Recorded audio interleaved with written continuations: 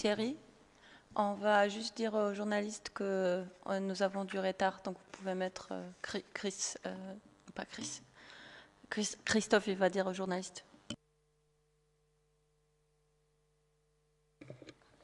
Good day. Hello, everyone.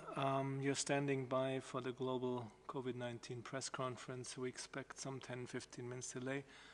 Thank you for your patience and please bear with us.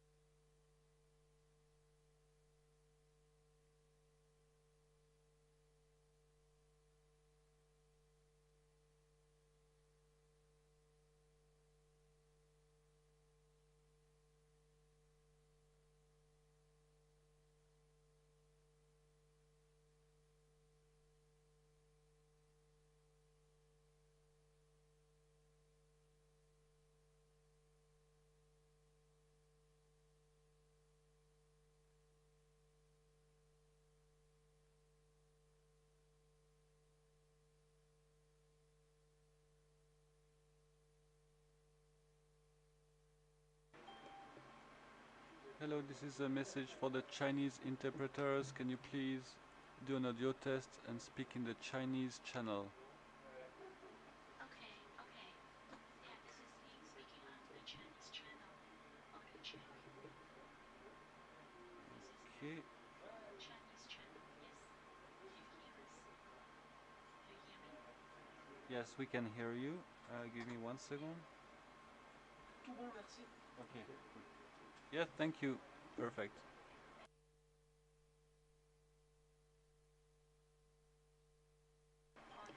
No, it's okay. I had her earlier, so it's fine. Thank you.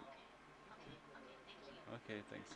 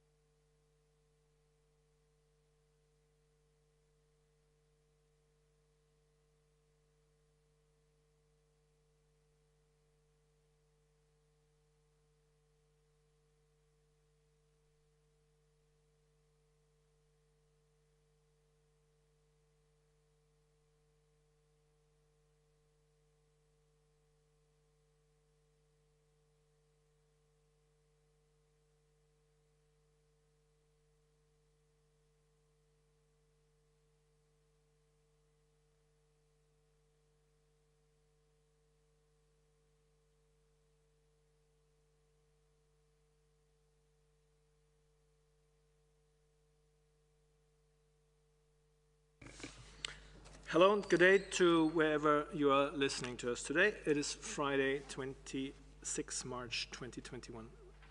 My name is Christian Lindmeier and I'm welcoming you to today's global COVID-19 press conference. Simultaneous interpretation is provided in the 6 official UN languages: Arabic, Chinese, French, English, Spanish, and Russian, as well as Portuguese and Hindi.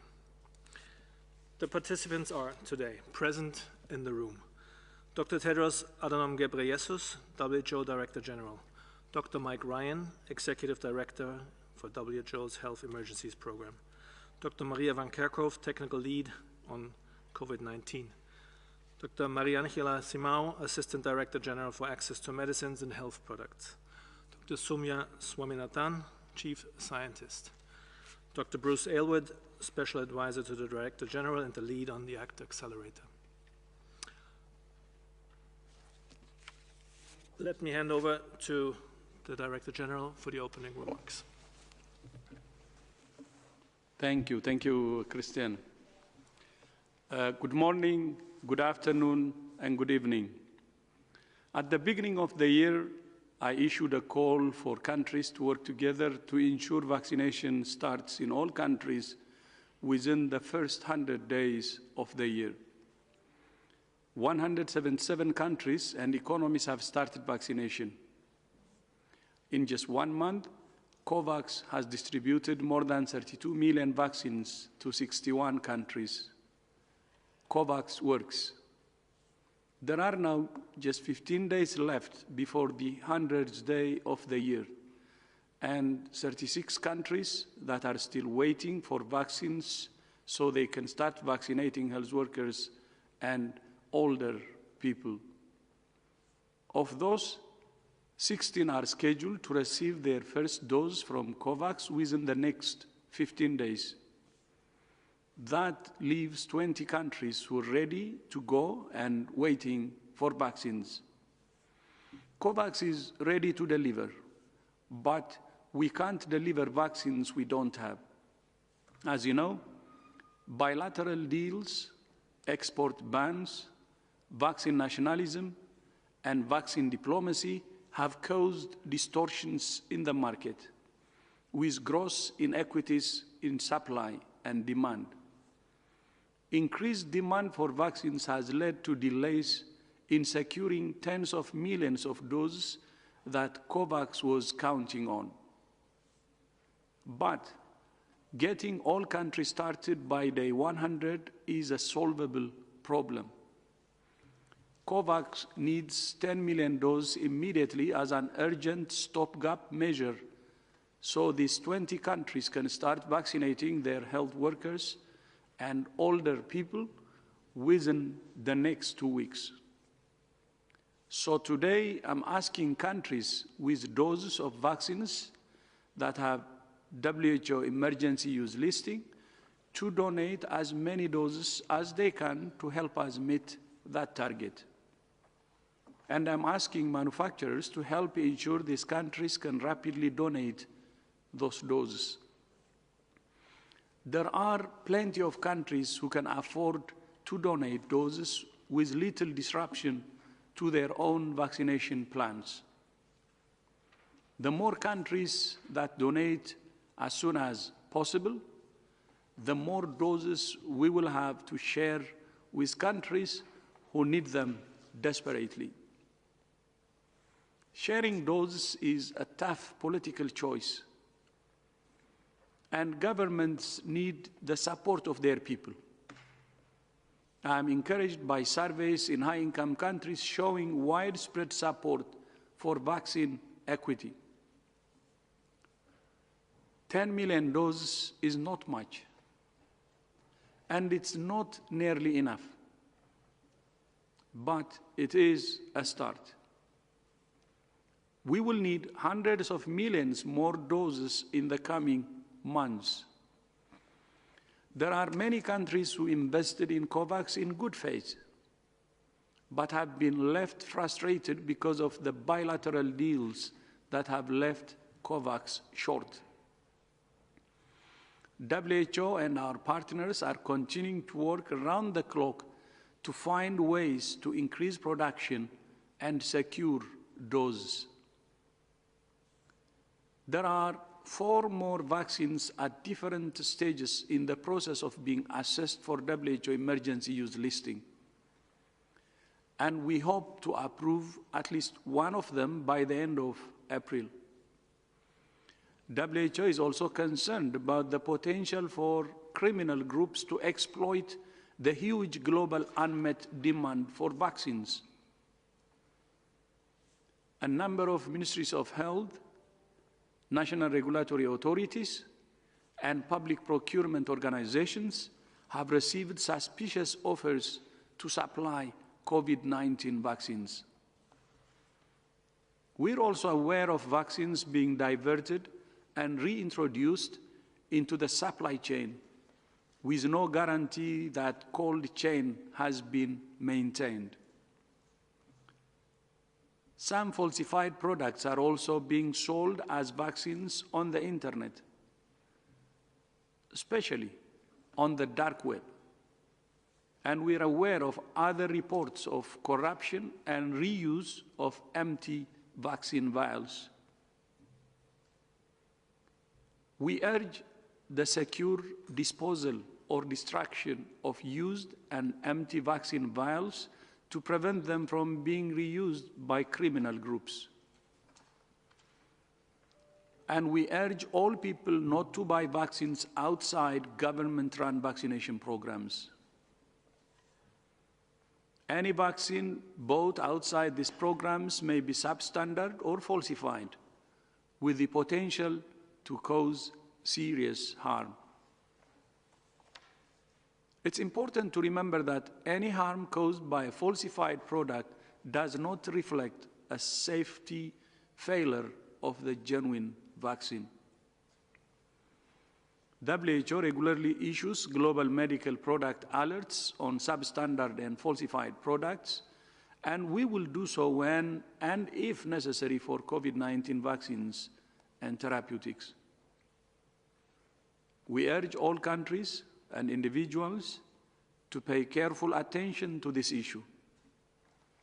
Any suspicious sale of vaccines should be reported to national authorities, who will report it to WHO. Information flow is essential to map global threats and protect confidence in vaccines. Finally, I would like to wish Hag, Pesach, Sameach to everyone celebrating the first night of the Passover holiday tomorrow. Christian, back to you. Thank you very much, Director General. With this, we open the rounds of questions.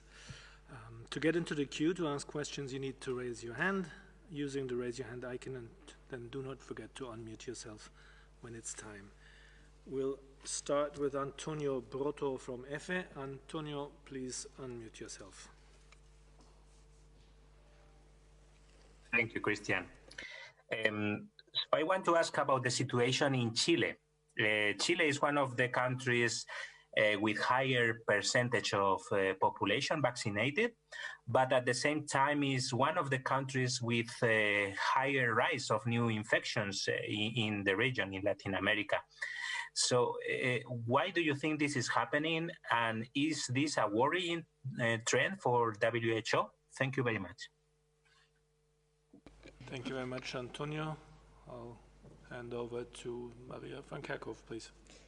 Thank you. Thank you for the question. So the question is specific to Chile, and indeed, Chile has seen an increase in cases in the last several weeks.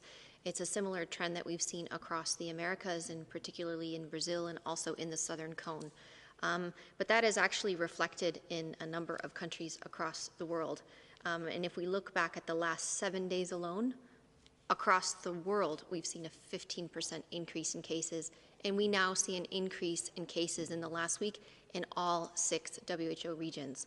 So this is a worrying trend that we're seeing across a number of countries. There's a number of factors that could be associated with this. I don't have the specifics for Chile in front of me, but across the world, we are seeing that there are some changes that are happening that increase transmission. And a lot of this has to do with the rollout of vaccines and vaccinations, which is uneven and inequitable, as you've heard us say many, many times.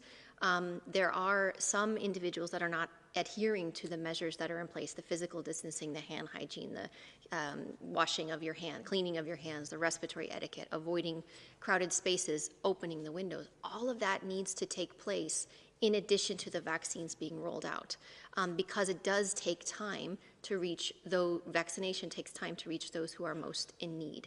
And it will take time to reach enough of the population to have an impact not only on reducing severe disease and death, but also reducing transmission. So there are a number of factors, I think, that are associated with increases in transmission, even though we're seeing vaccination rolled out. That doesn't really make sense intuitively. You would expect that as vaccination is underway, that transmission is going down. But in fact, vaccination is one tool that we have to reduce the spread. We cannot rely on vaccination alone. We have to ensure that everybody adheres to the measures that are in place that keep themselves safe and keep their loved ones safe. So please continue to do it all across the board.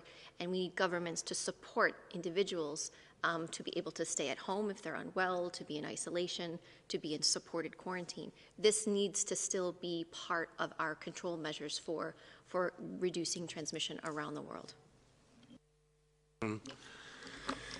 I believe the Health Ministry made this decision based on the epidemiology in the first few weeks of March, and have increased the measures as a means of protecting the health system. There are about just over 3,000 critical care beds in Chile, and only 188 of those were available on the 18th of March. So the rise in infections was really threatening to overwhelm the capacity to provide clinical care. So Chile surpassed 7,000 daily cases on the 21st of March, and that, representing a sharp increase. And the last time I think cases were this high in Chile was May and June of last year. So I think the Ministry have recognised epidemiologically the situation is difficult. The health system is coming under pressure, and I believe they've taken rational measures to try and reduce transmission. And as Maria said, the benefit of vaccines has not probably kicked in yet in terms of having enough people vaccinated to protect the maximum number of people from severe disease and hospitalisation. And I think, again, it emphasises the fact that without all vulnerable people being vaccinated in all countries, many countries will face the similar problem as they get inevitable rises in cases.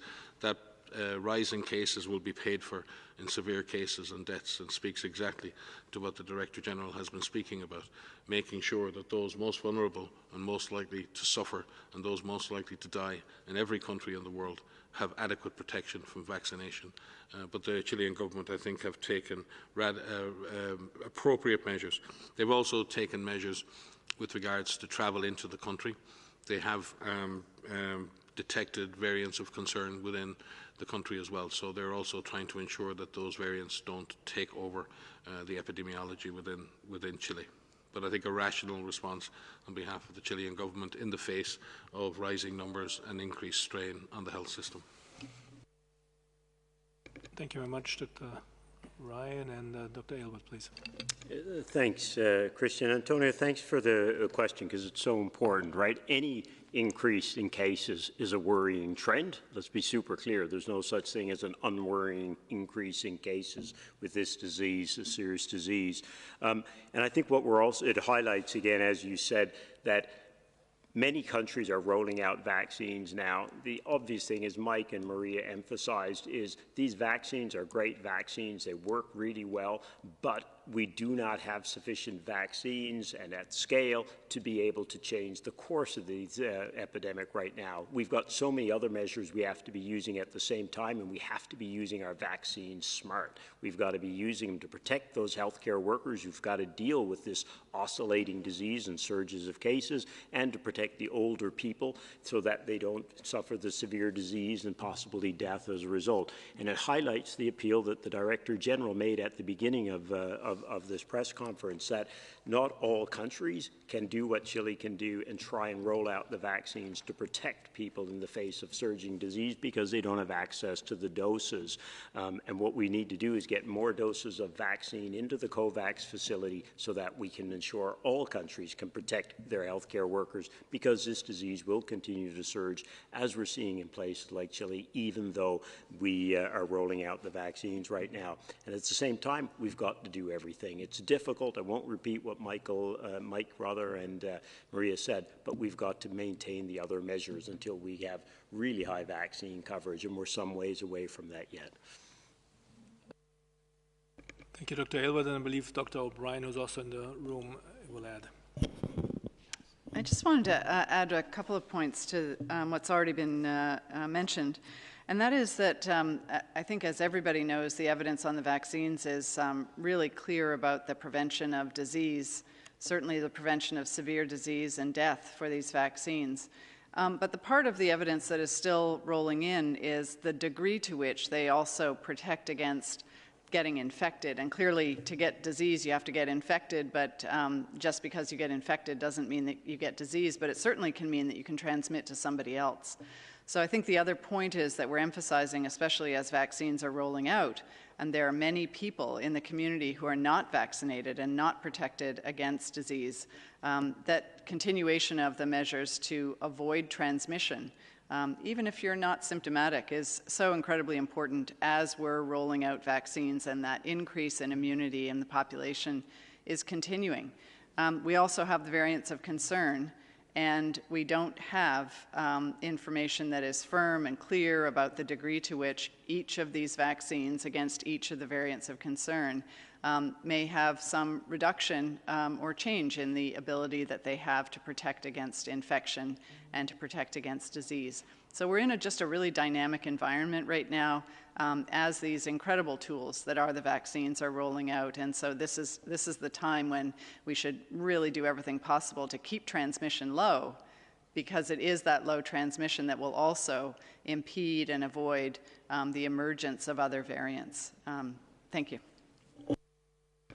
Thank you all for the answers. Now we move to the next on my list, and we have a long list already. Catherine Fiancambo-Congo from France 24. Catherine, please unmute yourself.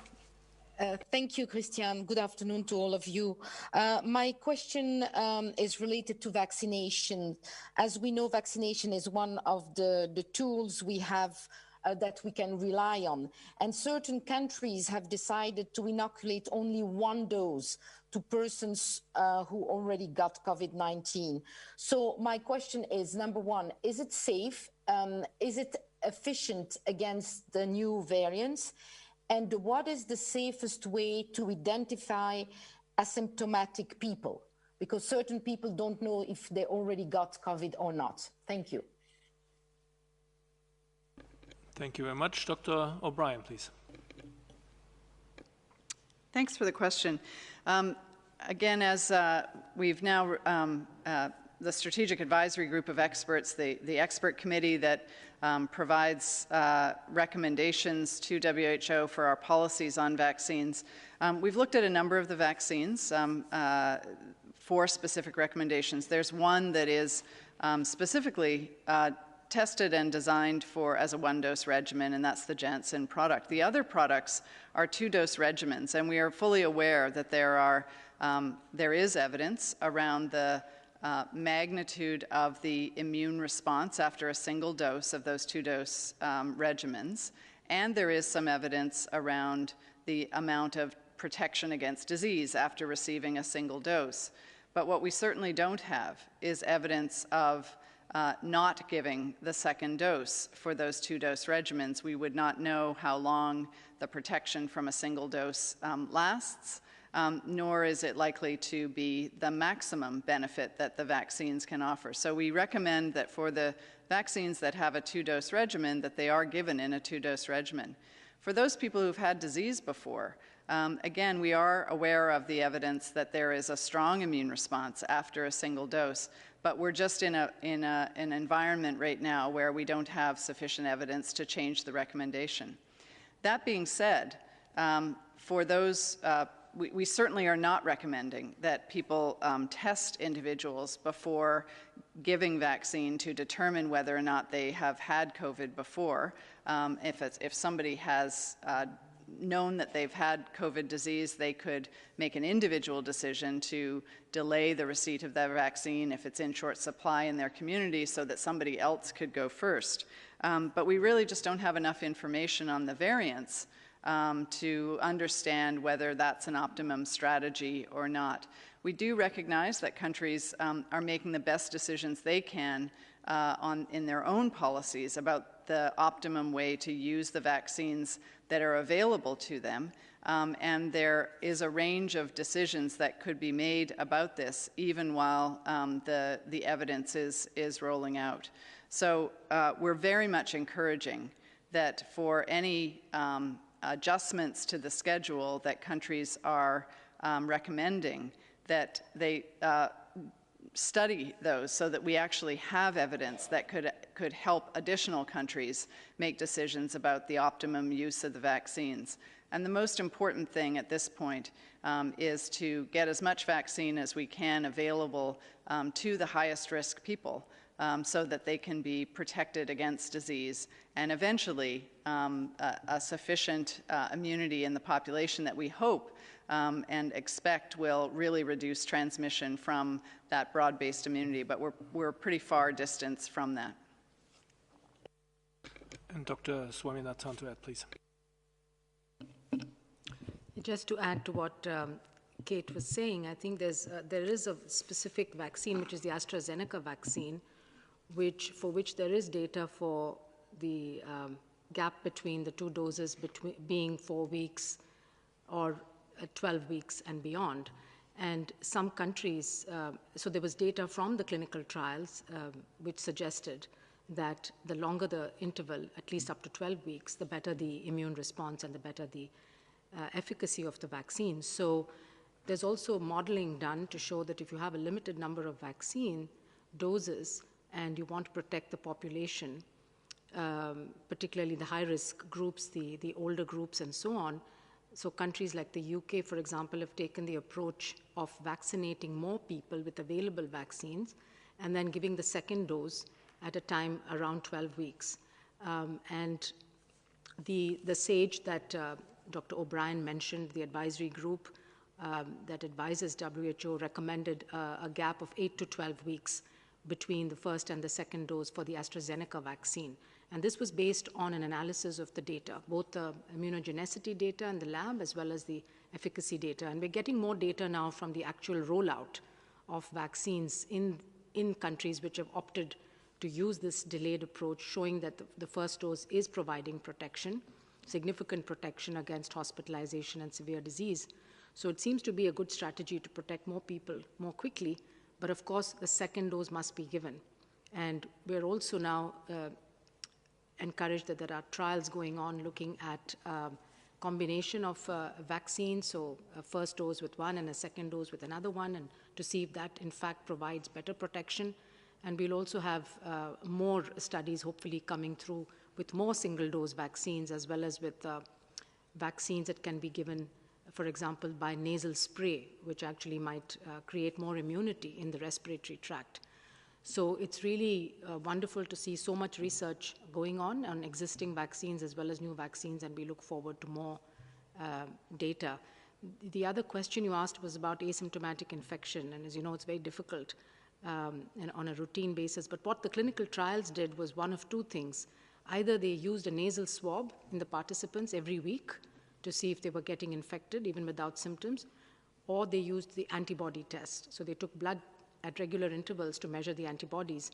And so at the end of the trial, we will be able to see how well these vaccines protected against the asymptomatic infection as well. Thank you. Thank you so much for these explanations. We'll move on to Simon Atiba from Today News Africa. Simon, please unmute yourself. Thank you for taking my question. This is Simon Atiba with Today News Africa in Washington, D.C. President Biden said days ago the U.S. has millions of doses of AstraZeneca vaccine that have not been used. Is the WHO in talks with President Biden to send those vaccines to COVAX? And talking about COVAX, the WHO said recently the COVAX facility was still in need of over $20 billion to provide enough vaccination to most people in the world and begin to crush the coronavirus. How much money is still needed now? I know President Biden has already pledged $4 billion to WHO and COVAX, but clearly the money is not enough, and the US has more than enough money to provide the $20 billion left if the WHO in talk with President Biden for additional financial contribution. And has the WHO received the first pledge from President Biden? And how significant has that contribution been so far? Thank you. Simon, thank you very much. We have a rule of one question only. These were about 10. I just lost counting. But let me hand over to Dr. Aylward, please. Thank you, Christian. Thank you very much, Simon. They were all good questions.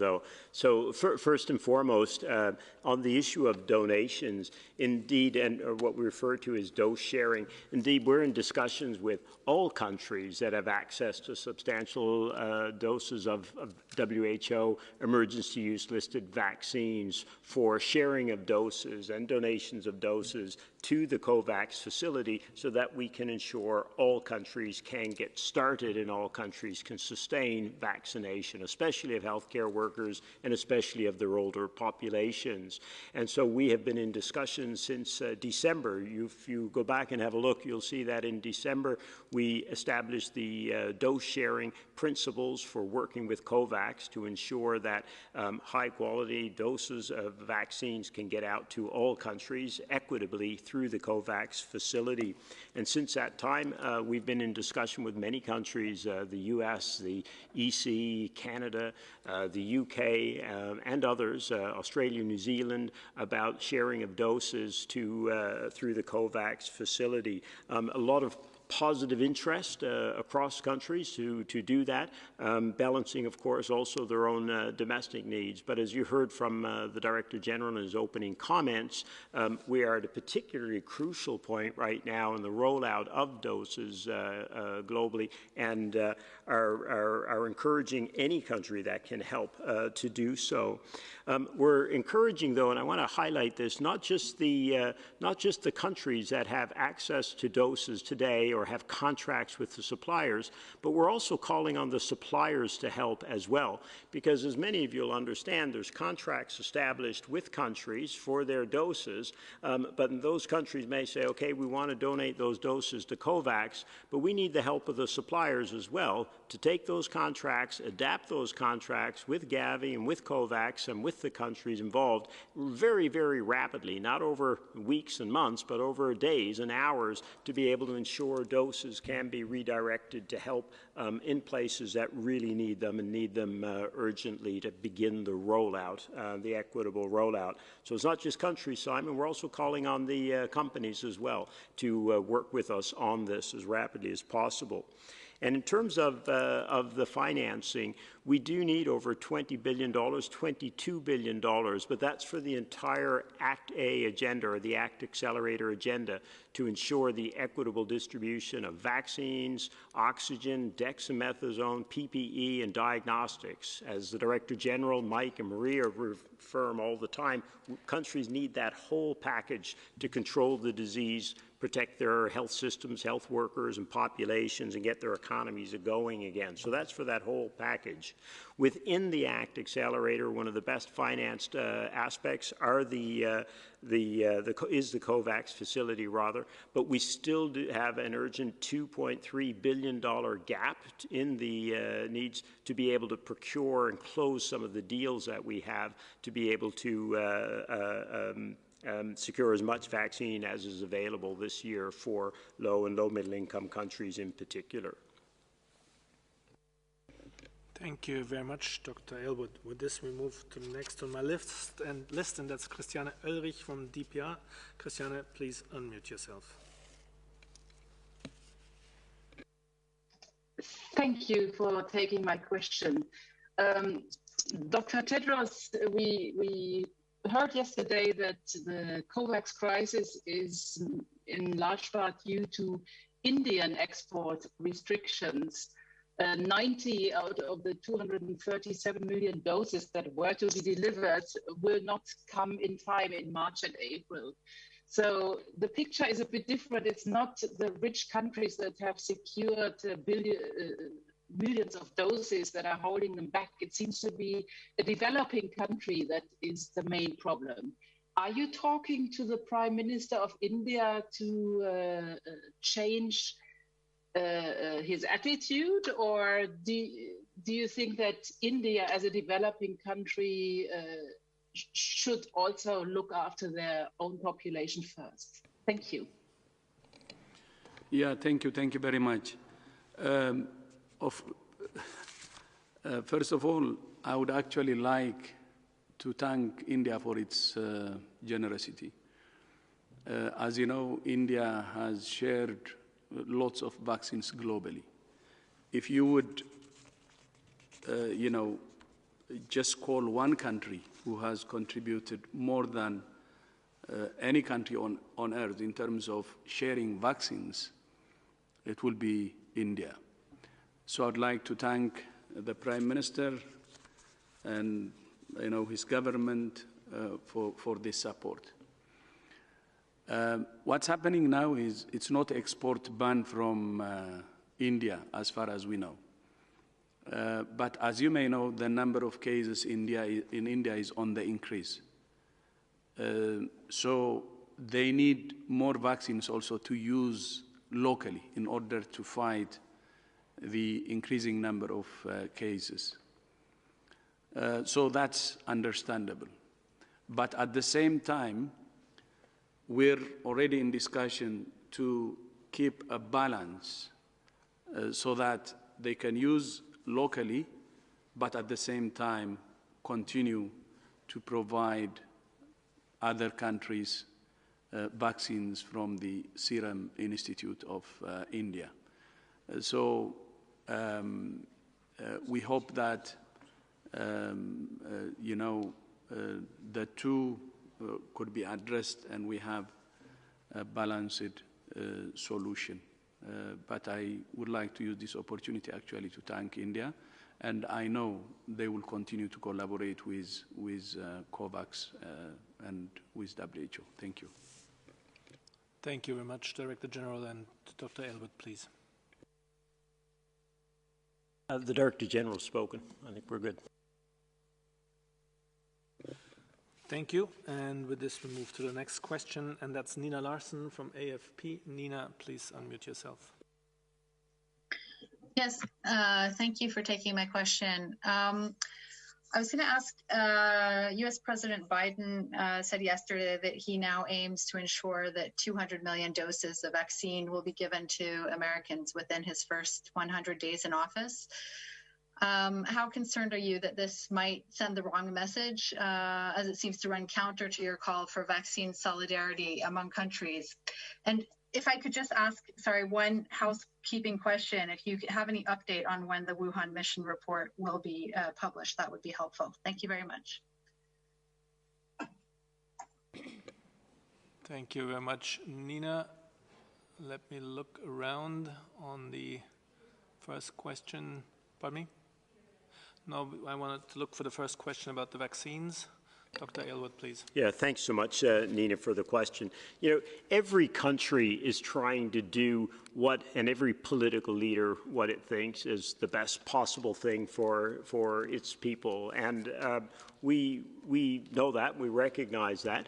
But of course, we are concerned that not all countries have access to vaccines yet, and we call on all countries to try and help solve that problem by ensuring that we've got access to vaccines through the COVAX facility, and that all countries continue to prioritize their healthcare workers as the first line to protect our vital infrastructure and the people who have got such a high risk of exposure to this disease as they try and help people and save lives. And then, of course, the older people with comorbidities. And depending on the country, of course, those can be substantial populations.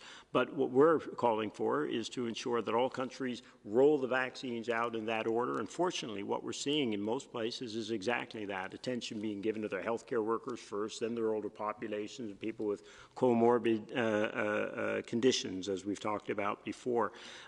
We are concerned that some countries don't have access yet to vaccines to be able to do that, but we are encouraged that every country is saying the right thing, they're trying to do the right thing, and they're trying to help ensure that we have the doses we need to be able to do it. So we continue to look for, as the Director General said in his opening comments, support in the near term, in the short term, to help through this urgent period that we have over the next couple of weeks to try and get all countries started, and then coming in behind that with the doses to be able to get coverage up.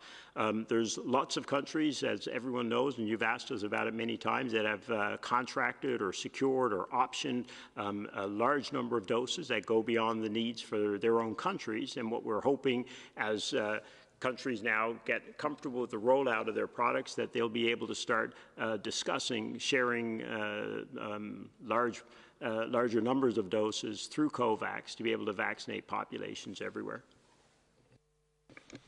Thank you very much, Dr. Aylward. And I believe for the second part we have Dr. Peter Ben Emmerich online. He's WHO expert on food safety and zoonosis and the international lead of the WHO-convened global study of the origins of SARS-CoV-2. Peter, please. Thank you, Christian, and thank you for the question. You probably heard me say in the past that we were very close to finalizing the report, and I'm the first one to regret that it's not yet out. But the draft is now finalized. We have a joint report. We're now at a point where we are doing a cleaning of the document, just to make sure that we don't have small errors in the text, and that all the experts are okay with the content as it is. And we also have to that's happening on both languages, Chinese and English. And we are, as I said earlier, I think working over 10 different time zones and with 2 different languages. So it's a very slow and complicated process to get it there. You can imagine that in the report of 400 pages, we have hundreds and hundreds of names, of locations, of things, small details that need to be carefully translated, etc. So it's in a way painful process to get to the finishing line. But the content is now complete, and frankly speaking, I expect that in the next few days that whole process will be completed, and we'll be able to release it publicly. Thank you. Thank you very much, Dr. Peter van Ben Emmerich, and Dr. Mike Ryan, please. And just a reminder that we had a number of missions to work in China, but these specific set of activities have been activities requested under the resolution of the World Health Assembly last May, and the Director General was asked to set up a series of collaborative and scientific missions to understand better the origins of the virus. This mission has been one very important piece of that process. But with respect to our member states, the report will be shared as a mission report to the member states for their consideration and discussion, and the report will obviously then be released publicly subsequently or during that process. But we want to show due respect for our member states and share that report with them first, as they have been the ones who've worked very closely with the Director General to ensure that this work has been completed. Thank you very much for these clarifications. And looking at the many lists, the long list of questions, may I ask those who wanted to ask a similar question to lower their hand so we can see what other topics are on for today. With this, I move to Laurent Sierro from the Swiss News Agency. Laurent, please unmute yourself. Thank you, Christian, for taking my question. The former Brazilian President Lula this morning said that the current president's behavior was the biggest genocide in the country's history. And then yesterday, the French President Macron said that there was a new kind of world war around vaccine with Russia and China. And there are also the increasing tensions between UK and the EU around vaccines. So it seems that we reached a new stage in that rhetoric this week. What kind of effects do you see for the way the pandemic should be handled in the next weeks and months? And would you go as far as former President Lula and say that some leaders have deliberately chosen not to assist their people? Thank you. Thank you very much, Laurent. Let me look around. Mike Ryan, maybe? I think all countries have faced major challenges in this, and certainly Bruce and others can speak to the issues around vaccine nationalism and that. But we have to also see that political leaders are in difficult positions regarding what the demands of populations. It's very difficult, but you also have to take that global perspective. From WHO's perspective, we look at all of the states in the world and all of the peoples of the world. And if WHO came up with a policy where we vaccinate in one country and finish there before we'd vaccinate in those, it would be very similar if a country decided to vaccinate in one state and completely finish there before starting in another subunit of the nation. We see the world in a global perspective. We see all humanity as equal, all human beings born as having equal right to health and to the preservation of their health. So some of this tension comes really from the perspectives of which people sit, where they sit in the argument, and where they're having the argument from, and who is influencing and shouting at them. So it's a very complex environment, and I think it can be oversimplified and made too simplistic. There are so many complex factors driving this, and Bruce may speak to that. But I don't believe it's true that in the vast, overwhelming majority of cases, regardless of ideologic perspective, most leaders are trying to do their best for their people. No more than ourselves. They don't always do it perfectly. That's part of the process of the imperfections that we see in every aspect of human endeavour. But I think it goes way too far to say that leaders in general are behaving in a way that is designed against their own people. That doesn't mean that leaders at all levels do not make mistakes. Bruce? Yeah, thanks, Mike, and thanks for the question, Laurent. It's an important one because, frankly, we are in a war, and leaders are right. We are in a war, and it's a war against a virus and not against each other. And one of the things that's been extraordinary in this crisis is just how many world leaders you have an opportunity to interact with through the Director General and others. And they have common purpose in this, and that common purpose is to beat this virus. There's absolutely no question about that. Yes, there are a lot of tensions, there are a lot of emotions. There's a bit of friendly fire, perhaps, now and again, but that's the nature of a battle like this. It's been going on for over a year. People are tired, people are exhausted, and there's incredible demands on everybody, including political leaders everywhere, as they try to navigate the way out of this. But we have a common purpose, a common destiny in this. It's very, very clear as well. And every leader that we deal with, they recognize and they reiterate again and again that we can only get out of this together. It's the right thing to do to make sure everyone has access to these rare or scarce for the moment resources, vaccines in particular.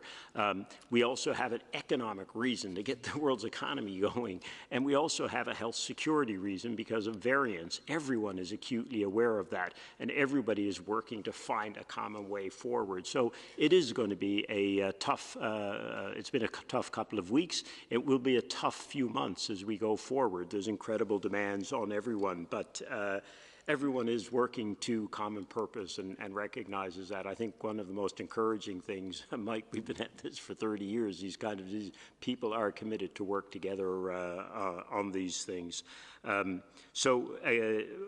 Importantly, and it goes back to some of the questions, that were asked earlier, what we're trying to ensure is that as countries now reach more and more of their populations, they look at the vaccines that they have access to, they look at the contracts that they have, and they say, you know what, we can share some of this now at this point. Before we go into our younger populations, et cetera, with vaccines, we can share them. And again, that's what, it's in everyone's common interest to do that. And certainly all the leaders we've talked to feel that that's the right thing to do. The challenge, of course, is realizing that as soon as we can. And Dr. Marianne A very quick complementary comment, because I think we learned a lot in this 1 year, in 1 year and 2 months probably, because we know now what works and that we didn't know last year in March. So the fact that we need to think about public policies being based on evidence, it's a different scenario from 1 year ago. Now the world's better equipped to deal with the resurgence of cases in many places. We learned with medicines will help, in which we won't. We learned what are the guidelines that should be in place in terms to help and save lives when in the case of management of severe cases. So I think that that's another thing that we need to think when you're looking in retrospect. It's very easy to point fingers and see what went wrong. We need to look ahead and look at what the science has given us and make sure that the policies that are put in place at country level are evidence-based. I think that's quite. Thank you very much, Dr. Simão. With this, we move to the next question. That's Sophie Mokoena from SABC South Africa. Sophie, please unmute yourself. Thank you, sir. I just want to ask a question around the coming holiday. We've had reports that some countries are already indicating that they are seeing the signs of third wave. Has the WHO perhaps observed that, or have they picked up the signs of third wave? And what must countries do during this time? Thanks, Sophie. I think you were asking about if we were seeing signs of a third wave. We are seeing signs of increasing transmission around the world, and there's a number of factors that are associated with this. We are not out of this pandemic. The pandemic is not over. I know we are over it, but it is not over us. We are still in the acute phase of this pandemic, where in many parts of the world, the virus is still in control of our lives. We are not in control of the virus. That is not true all over the world. Some countries have actually shown that we can control COVID with the tools at hand, with the addition of vaccination. But in fact, some countries have actually controlled COVID without vaccination yet. And I think it's important to remind everyone that we know a lot about this virus. We know about how it spreads, and it really is a factor of our mixing patterns. When we see people mixing and increasing the number of contacts that they have, if people are spending a long amount of time together, if they're mixing with more individuals, more families, the virus will take an opportunity to spread. So we have seen with some holidays, we certainly saw this over December, January holidays, where people had increased the amount of mixing that they had with other families. We saw transmission increase dramatically in a number of countries. We now have virus variants, at least 3 variants of concern that WHO is tracking: the B.1.1.7 that was first identified in the United Kingdom, the B.1.351 that was first identified in South Africa, and the P.1 variant that is circulating in Brazil that was first identified in a traveler in Japan. There are more variants of interest that are also being tracked. The variants of concern are more transmissible. And if you have a more transmissible virus, it means it can spread more easily. If we increase our mixing patterns, if we have virus variants, transmission will increase. We're now into the 5th week where globally we have seen an increase in transmission around the world. I mentioned in my earlier answer, now all WHO regions are seeing an increase in transmission compared to the last week. This is important because 15 months in, people want this to be over, but we still have to put in the work. all of us have a role to play here in reducing transmission, and this includes during holidays. All of us want to spend time with our families and travel around, and there are safe ways to be able to start to do this, but we need to think about what each of us are doing every day, what we need to be doing versus what we really want to do. We will get there. We will get to a point where this pandemic will be over. I promise we will get there, but we need to put in the work now to drive transmission down, especially as we are rolling out vaccines and vaccinations around the world. So think about what you are able to do during this holiday period. Think about, there are many holidays that are coming up. You can celebrate a lot of these virtually, and in some situations you can meet, and you can meet outdoors instead of indoors. And if you do need to meet with others, limit the time that you are together. Do this outdoors as opposed to indoors. Make sure you keep your physical distancing, you wear your masks. All of these measures still hold true. This is the true if you're celebrating Passover or Easter or your child's birthday party. Each of these events has the potential to either facilitate transmission or not. So all of us have this role to play in the decisions that we make to make sure that we don't spread the virus, that we don't get infected at first, but if we get infected, that we isolate, we get a hold of our contacts so they could be quarantined, and we stop transmission. We break the chains of transmission. We can do this. We need to continue to do this, especially through these holidays in the next few months. Thank you very much, Dr. van Kerkhove. We move on to Kai Kupferschmidt from Science. Kai, please unmute yourself. Thanks, Christian.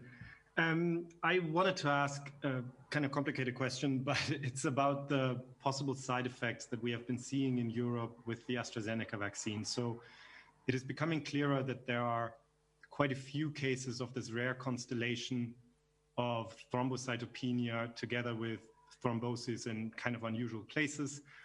And some of the societies for thrombosis and hematology are starting to tell people to look out for certain symptoms. There's an idea that the mechanism might be related to HIT. And I wanted to know, since this vaccine is so crucial for COVAX, and we're talking about many young populations as well in countries that might not have the best surveillance system in place or treatment options for something like this, what's the current status of WHO on these concerns? Are you sharing anything with the countries in terms of what to look out for? Thank you very much, Kai. Let me start with Dr. Marianne Simão. Let me start, and then colleagues can complement. Thank you, Kai. This was actually last week. It was very hot on the news, and there were a lot of follow-ups on this issue. You know that WHO has a global advisory committee on safety, vaccine safety, that meets regularly and that has reviewed the documentation available from all regions in the world. You know, because these vaccines, the AstraZeneca vaccines, are not only being used in Europe; they are being used in different regions. And also, WHO worked together with the European Medicines Agency and participated in these discussions where the data from Europe were were assessed in a lot of detail, right? So the position stands that the benefits outweigh the risks. We have not received any communication so far. We are following very closely with all WHO regions. There is a network on safety monitoring post-market introduction with different regulatory authorities from the different regions of the world. We did not observe an increased number of the blood clot disorders in the general population. The rates were below the background rates. And we are, the very rare potential, it's being investigated, a potential link to a very rare side events. We're calling the very rare, which are, would happen 1 in a million, still being investigated by WHO and also by the European Medicines Agencies and other regulatory agencies in different countries. That would include the coagulation, intravascular coagulation disorder and cerebral venous thrombosis. But so far, this is under investigation, but still, like we're saying, this is a very important vaccine. And Kate can speak a little bit about it, because our the advisory group on vaccines also has assessed the safety data. So far, there's no news on this. People should continue to vaccinate, because the potential risk with not vaccinating people at higher risk of death is much, much greater than any potential side effect that may come up. But we are keeping a track of all vaccines, not only AstraZeneca vaccines. We keep a surveillance on all vaccines that are in the market right now. Over. And Dr. Kate O'Brien, please. Thank you for this. I'd like to just give a couple more framing sort of comments around this. The first is that, as Dr. Simao emphasized, the observation of these events are very, very rare events. They've been observed in the context of tens of millions of doses of the AstraZeneca vaccine having been administered, and a small number of these cases, as serious and important as they are, we really need to emphasize and keep in context the rare nature of the events. The second is that, as she described, we always are looking at the ratio of the benefit and the risk. And just as an example, if you take the UK as an example of a country that's had 1,800 COVID deaths for every million people in the UK, 40 million traffic deaths, 40 traffic deaths per million people, and 0 COVID vaccine-related deaths for every million doses that are given. Now, the information continues to roll out, and what is still under assessment is whether any of these rare events are directly related to the vaccine itself, and even if they are extremely rare events. We also have vaccines that we know cause other unintended side effects. And I'll just give an example of the rotavirus vaccine, which is associated with, again, rare events of intussusception. But when we look at the benefit of the vaccine to prevent a disease that is very important and a cause of death in young children, that benefit far outweighs the potential low risk, extremely low risk of an unintended side effect. So it really is this balance of the benefit and the risk that we're seeing, and this very scrupulous attention to trying to quantify if there is a rare event, what is the nature of the rare event, what is it related to, and how could we be cautious around that, and especially identify people who might need medical care should they have this very rare event. And then the point about the AstraZeneca vaccine and the critical importance of this vaccine for protection of people around the world. Again, millions of doses that are already being given, preventing deaths and serious disease among elderly people, healthcare workers, people of middle age, as well as it's rolling out in different countries. And the importance of this vaccine to the global supply of COVID vaccines. So we do have to always look at that ratio of benefit and risk, and then do anything that can be done to minimize the risk if it is recognized. And again, it's still under an evaluation to determine whether or not it's directly related to the vaccine itself. Thank you very much for this very important clarification again. And with this, we reached the end of our briefing. I thank you all very much. I still have a very long list of questions attending today, but I hope we see you again next week. Before I hand over for the final words to Dr. Tedros, I'm reminding you that we'll send out the Dr. Tedros' remarks right after the press conference, and the full transcript will be posted on the website tomorrow morning. For any follow-up questions, please send an email to mediainquiries@who.int. Dr. Tedros, please. Thank you so much, Christian. And I would like to repeat wishing Chag Pesach Sameach. And with that, thank you so much for joining us today, and look forward to seeing you next week, and bon weekend.